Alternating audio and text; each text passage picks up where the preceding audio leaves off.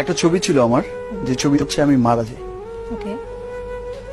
মন যেখানে হৃদয় সেখানে, সেখানে হচ্ছে আমার ক্যান্সার হয়, আমি মারা যাই, বিষয়টা এরকম ছিল। তো আমি শুটিং এ আউটডোর করছি, আউটডোরে শুটিং এ আছি।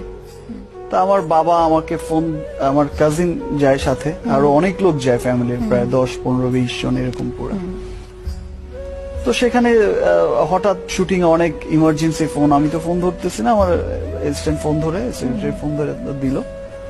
তো দেওয়ার পর দেখি যে আমার মা কান্নাকাটি করতেছে, আমার বাবা বলতেছে যে এই ধরনের ছবি করতে তোমাকে কে বলছে? আচ্ছা, হঠাৎ করে? হঠাৎ করেই। কি ধরনের ছবি? তো হলো যে তো তোমাকে এই ধরনের ছবি করতে কে বলছে? এই যে এই তোমার মা তো উঠতেছেই না হল থেকে, আহারে। পরের শোয়ের লোকজন চলে আসছে। মানে আরে তার ফিলিংসটা হচ্ছে হলো কি আমি মারা যাই, তার ফিলিংসটা হচ্ছে যে আমি মনে হয় সত্যি সত্যি মারা গেছি, মানে এত ইমোশনাল হয়ে গেছিল সে, আহারে।